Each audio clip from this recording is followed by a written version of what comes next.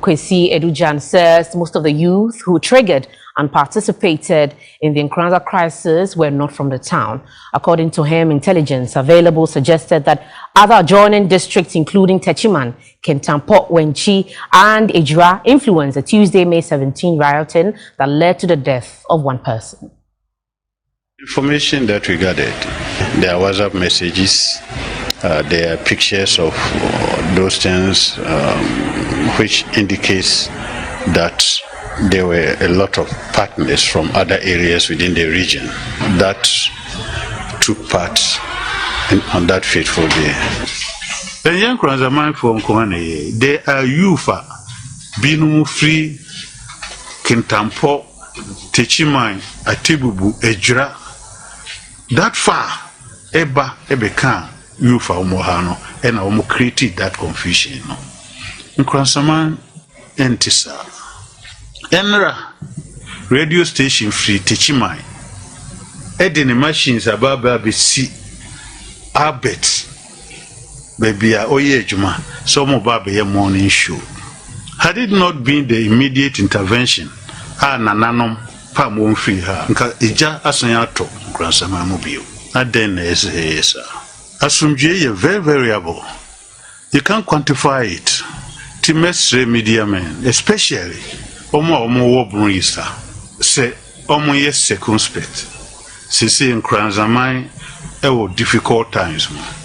Or you who say Nkoranza yenya achieve peace as we enjoy yes, nyanka fully. There's some work more for us to do. Tiebe Boamo, media men, Momwaye. Now for this short time, more exercises some restraint. Na yema the investigation onko. Yempese amount for beso eja egusa asem no subio. Well, let's just on the Nkoranza violence because 4 suspects who were arrested in connection with the Nkoranza youth riots have made their first appearance at the Techiman Circuit Court and have been remanded to reappear on June 6. Here's a report by Larry Parkwesi Moses. The accused persons are 27-year-old Clement Edu, Kwame Efum 24, Isaac Kodum 31, and Mike Awuni 41. They are facing 10 charges including attack on a public facility and damaging public property at the Nkoranza Municipal Police Station. The accused were suspected to be members of the youth that attacked the Nkoranza District and Divisional Police Station and destroyed properties including a flat-screen TV set and the windscreens of stationary cars. The Member of Parliament for Nkoranza South, Emmanuel Kojojikum, was in court and spoke about his observations. I cannot challenge the court in Ghana. I cannot challenge a judge. We are just hoping that one day, at least human life will at least be more valuable than a TV set. Unfortunately, today what we heard was about a TV set which has been destroyed. Those people who have been killed, we did not hear anything about it. He vowed to push from all fronts until justice is served to the 2 slain victims. He also hinted of a media briefing on Tuesday and a possible demonstration to draw government attention. Expressing our feelings so far, letting the states know and the police service know our stand so far on the happening, to see the way forward on what we are asking for. And I've mentioned it time and time again that what we are seeking for is justice for these 2 people, these 2 young men who were shot dead. He said failure of government to heed their demands will result in a massive demonstration to draw the world's attention to the gross injustice, human rights abuse and violation being perpetrated in the country. Which will follow the due processes. We will write to the police and therefore we can assure everyone that we're going to have a peaceful demonstration. But this one, we're bringing our mothers from home, our brothers, our sisters. In fact, if you are anywhere in the world that you want to come and join our demonstration, trying to seek justice for ယာuspēcts and Victor Owusu. Meanwhile, President and Chief Executive Officer of the Institute for Security, Disaster and Emergency Studies, Dr. Ishmael Norman has suggested continuous professional training for the country's security agencies. Speaking to TV3, he criticized the Ghana Police Service for the way and manner they control charged crowds in the country. His criticisms comes off the back of the death of 27-year-old Abel Donko in police cell in Nkoranza in Bono East region following an alleged police assault on him. When the police is not dealing well with the citizens, it creates the opportunity for these groups to move in, and that is what I'm afraid of, because it's not just about one man being killed by a police officer in Nkoranza. It is the after effects of what that killing will produce. So my heart goes out to Donko's family. But the bigger fear is that his death can create two things. One will be good and one will be bad. The good one will be making police more accountable to the people. But the bad one, young people get attracted to violent extremism when they have had bad confrontations with the security agencies. So this is a very serious thing. So you think you are just dealing with localized criminal, whatever, allegation that you are making, but you are dealing with a much, much bigger picture.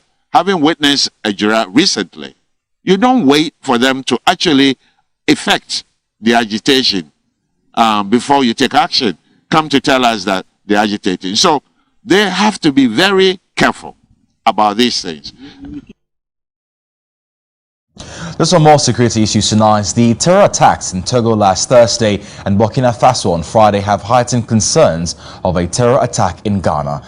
The deaths continue to mount in the countries affected and on the side of terrorists. Again, on Sunday, the Ministry of National Security will engage the media on the severity of the threats facing Ghana following the issuance of 2 security advisories. Chief Abampo has more. In an unprecedented move, the Ministry for National Security will engage the media on Sunday after it issued 2 security advisories last week. This is because the threat of terrorism and violent extremism continues to loom, in particular following the attack in northern Togo, in which 8 people died, 13 got injured, and 15 of the assailants also died. Burkina Faso continues to suffer violence and death. For 6 years, our northern neighbor has been ravaged by violence from armed groups linked to Al-Qaeda and ISIS, causing thousands of deaths and displacement of nearly 2 million people. It's become the latest epicenter of a shifting conflict in the Sahel.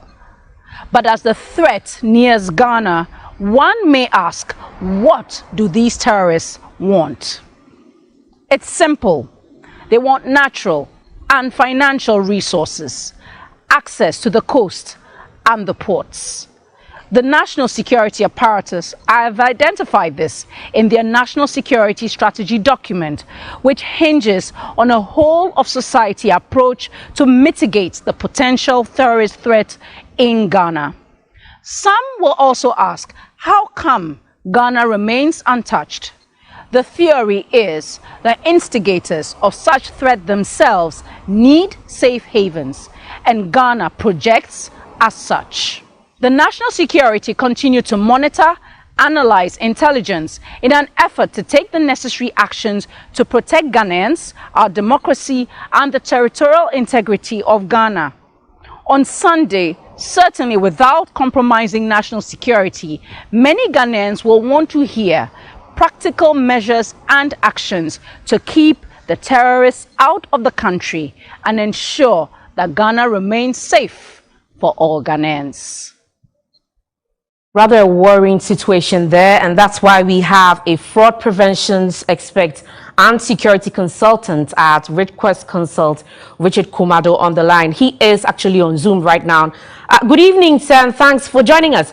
Where you stand as a consultant of security, do you think that Ghana is in any capacity to effectively deal with any sort of pending threat of terrorism? Another state has done so well when it comes to building capacity with the Ghana Police Service.